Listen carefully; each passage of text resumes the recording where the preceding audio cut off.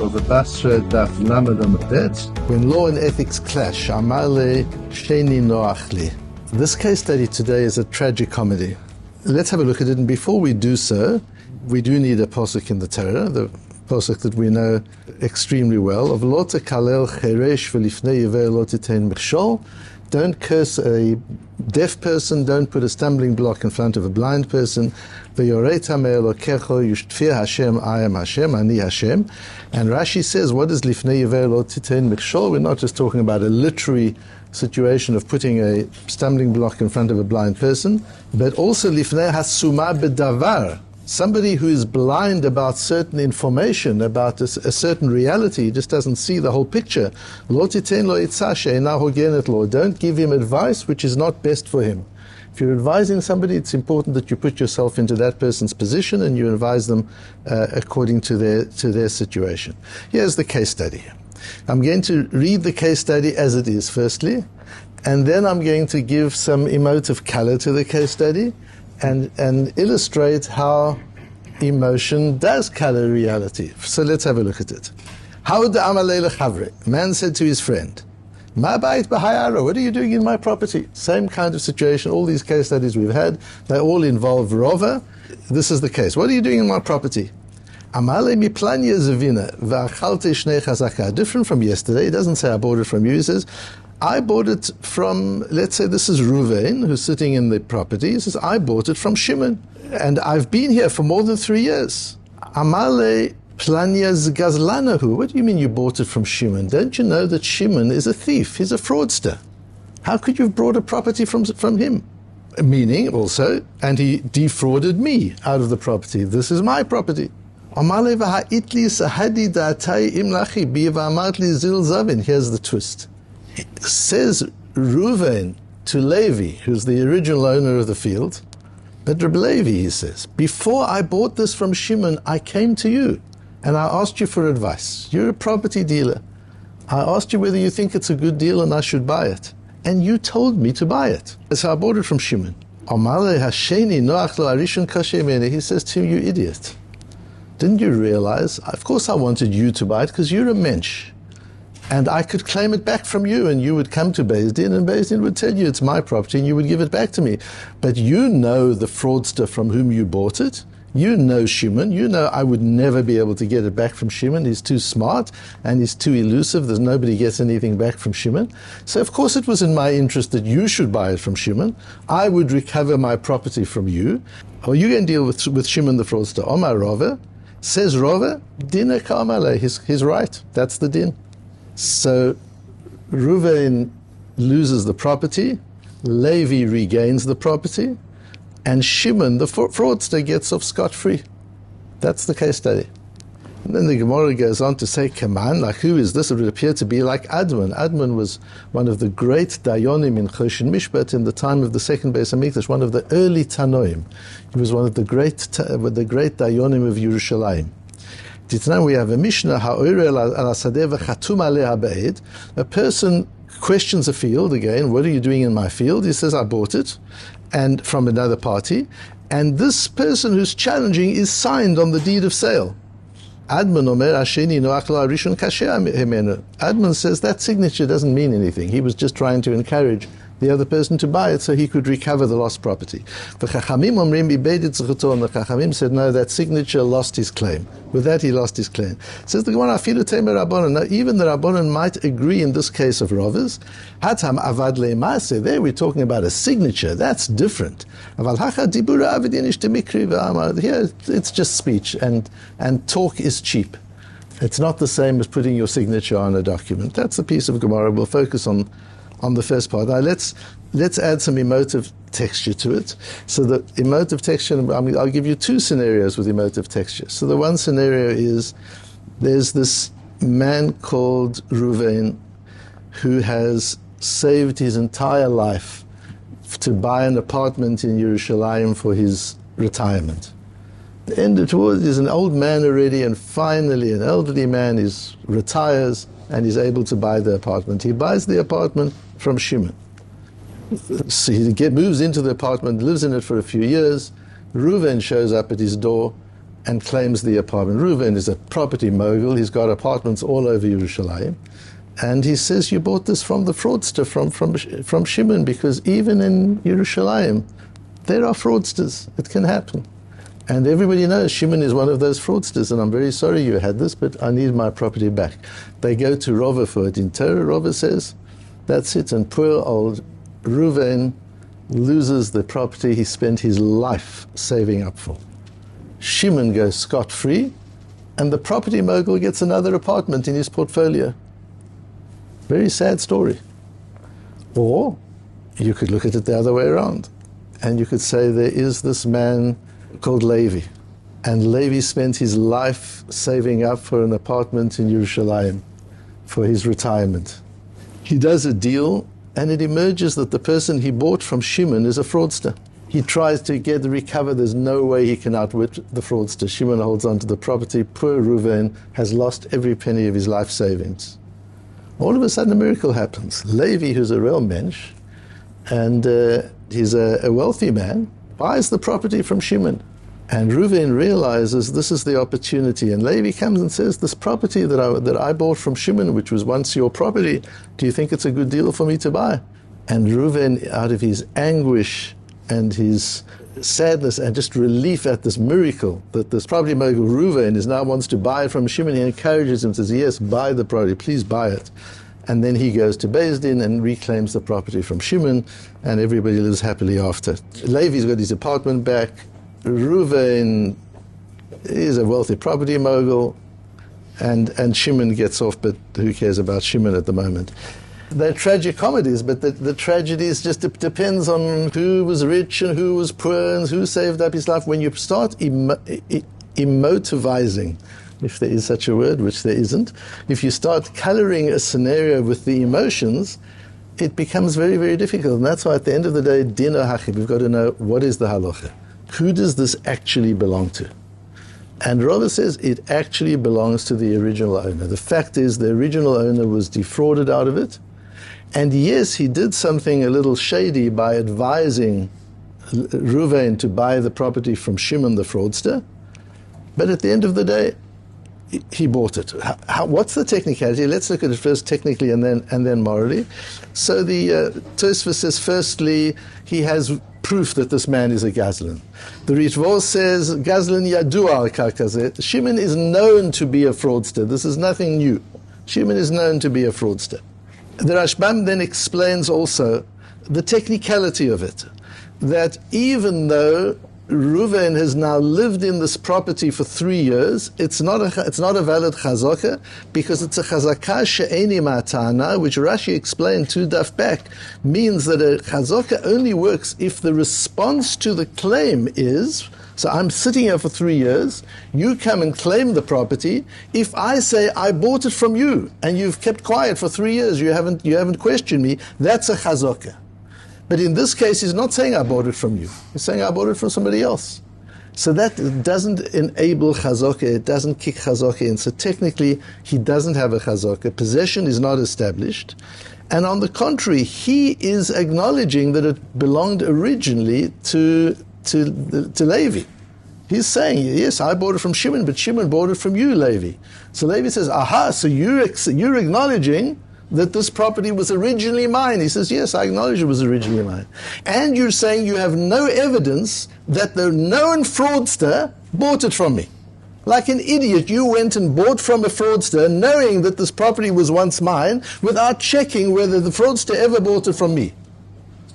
So now it's a little different. As the Rashbam goes through it, it's technically how it's technically structured.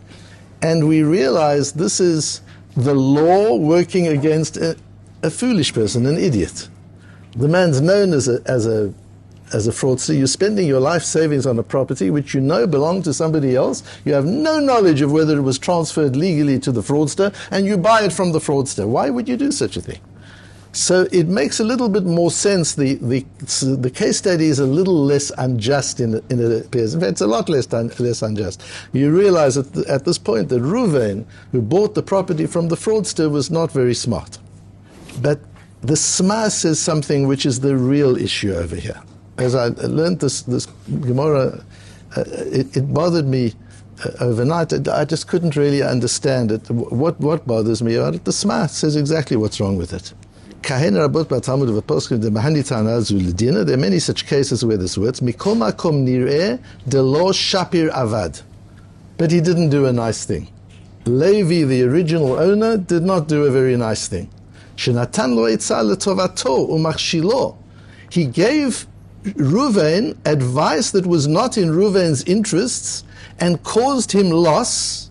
Umatzil mamon shelo b'mamon chavero, saving his own money by putting the other person's money at risk. That's not a nice thing to do. That's the very case we just learned in Parshas Kedoshim. And lo tashgir iver baderech. You're not allowed to mislead an iver, a blind person. We know this. That wasn't he didn't do a very nice thing. So the Sma clearly pits the din against the ethics and says the man did not behave ethically, but that's the din. So that to me is the difficulty. That's when you learn the sugya. That's what sticks in your throat a little bit. How does this work? That the man can do something so unethical and it passes by. Okay, he'll have to explain himself to Hashem one day, but in court, this is the way it goes. Rabbi Moshe Feinstein in Dibros Moshe. Rabbi Moshe Feinstein is known for his shilas and tshuvas, which of course have led the Western world for many, many decades, while he was the posek, and still today was the posek hador. But an even greater work is the Dibros Moshe, the works that he wrote on Shas, on the Gemaras. And he wrote one on Bava Batra. And in this, he puts the question, because my question is a bit of an emotional question. How could it be that you've got an unethical action, and you've got the din that's against it, and then we go with the din against the ethics? That's kind of an emotional question, but Rabbi Moshe frames it very halachically. And says, in this case of Rava, this is strange,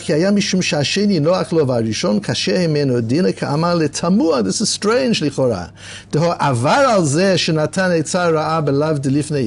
We've just learnt in the Sma that he's committed an Isur D'Oraisa. He's committed a Torah transgression by giving bad advice to this other individual. Rashi in Chumash Kedoshim. Now Rav Moshe throws in another principle and says we have a principle of Ein Adam Mesim Atzmo Rasha. If the only source of information that somebody did something wrong is the person himself, we disregard the information. Person comes and says, I stole, I murdered. That is not a hodah, that's not considered an admission, we disregard that. A person is not believed to declare that he did something that was evil, something that was wrong. In that case, says Rav Moshe, if he comes and says, yes, I did tell you to buy the property, my intention was to get it back from you. And I was over the Isur of Difnei Iver. I transgressed, putting a stumbling block in front of a blind person. That's what I did, says Rav Moshe. The Beis Din should say, we don't accept that. So that's not what your intention was. The fact is, you gave him that advice, and surely we should believe it. And says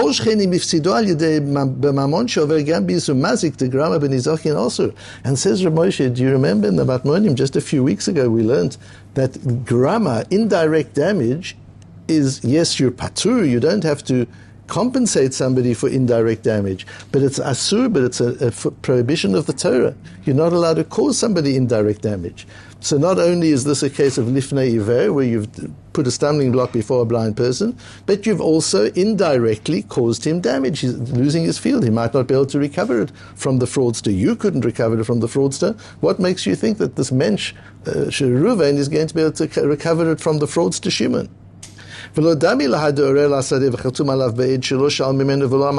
it's in fact even worse than the case of Admon, the next case in the Gemara, where he actually signs. Says Rav Moshe, yes, he signed a document, but he didn't say anything. He didn't give bad advice. He signed a document he shouldn't have signed. And we can discuss what that signature means, but he wasn't over lifnei iver. He didn't cause groma. That signature caused no damage directly or indirectly even, and it wasn't lifnei iver. So this first case, Rava's case, is even worse than Admon's case. Is Rav Moshe's question, V'tzorich, and he answers, if he goes on to answer the second piece, but not the first piece. He leaves that V'tzorich, and I don't understand this, Moshe Feinstein says. And of course it is a difficult thing, but there are there's an important lesson for us in this Gemara that we have to take there, and that's where the precious gem is. And that is just how cheap words are. And words have to be taken in context. And most people are foolish. They sit in front of a TV, or they get something on their cell phone that tells them to buy such and such or such and such. I'm one of those people. And sometimes I think, that's a good idea. That looks great. Of course I should buy it. Without pausing to say, why is this person or company telling me to buy this product? Do they have any interest in me, whatever? Or is this about them? If I would just go through that pause and just say, what's the context? What's the intention? Is this about me or about them? The moment I'd come to the conclusion, no, this is about them, they want to make money. Then I would pause and I would think much more carefully about whether it's in my interest to buy it or not. But we take people's words, we're so desperate to believe people, that when we hear something, our first default is to accept the words. But words are manipulative. People say things to get a certain response. Actions are different. When you sign a document, it's different. When you do something, you commit an action, it's completely different. And that's why kinyanim are so important. That's why we talk about dvorim ba'alma, that just words alone don't affect a kinyan. That there's got to be an action. A man stands under the chuppah, he says, Harei at mekudeshet li b'tabad zu. He doesn't just say, you're mekudeshet li, you're my wife. He says, with this, he puts his hand into his pocket and he takes something out that he's paid a lot of money for and he gives it to her. There's got to be an action, because words don't mean anything unless you know the full context and intention of the words. And usually, or very often, people say things in order to get a certain outcome, to get a certain result. And you've got to question why they're saying it. They're saying that this will be really good for you. You should try this. You should go there. What is that about? Is it really about me, or is it about you? And when you start looking at that, you realize how often what we hear and what we read is not written or said with us at the forefront of interest. And so we don't excuse this man for giving bad advice, but nor do we excuse Reuven for hearing that, for taking the advice, without stopping to think, I'm buying an apartment from a fraudster. The apartment used to belong to Levi. Levi's been trying to get this apartment back from Shimon for years, and he can't. I'm about to buy it from Shimon. And Reuven says, yes, that's a good idea. Is it possible that Reuven has some other intention here? I should go through that thought process. And the halakha cannot protect a fool from a wicked person. Halakha can protect a normal person who's taken the normal precautions and the normal steps. The halakha can protect you from unethical behavior. But the halakha can't protect a fool from unethical behavior. We're expected to use our seichel, to give our own understanding as well. And there's another element of foolishness that the Rama points out and is quoted in the Tur in Siman Kuf Mem Vav. If he would just have answered the question and not given a novel with the answer. The man said to him, what are you doing in this field? What should he have answered? I bought it from Shimon. That's it. Where did Shimon buy it from? No answer. I bought it from Shimon. If he would have stopped there, says the Rama, then Levi would not have been able to take the field back from him. Because as the Rashbam explains, it's he giving credence to Levi's original ownership. That's another stupidity. So there are two stupid things we do when it comes to words. We believe them and we use them too much. We talk too much and we listen too much. That's what we learn from the sugya. Don't answer any more than you're asked. Give people the information they need, nothing more than that. People don't need to be over-informed. They don't need to be told things that they haven't asked for. They don't need to be told things that aren't relevant to them. They don't need to be told things that are private to you. Give people the information they're entitled to, they need and they deserve, and that's it. And then he would have been protected. There would have been no problem. And when people give you information, just pause a moment and ask yourself, what's behind it? This is only words, it's not an action. It hasn't cost them a thing. It's just words. Is it possible that the words are being uttered in their interests rather than in mine? And if so, do I need to take those words as seriously as I would like to, or do I need to question them and be a little bit suspicious? of what the motivation might be. So this is not about making people cynical, it's just making sure that we're not foolish and naive in the way we use our mouths and the way we accept the mouths of other people.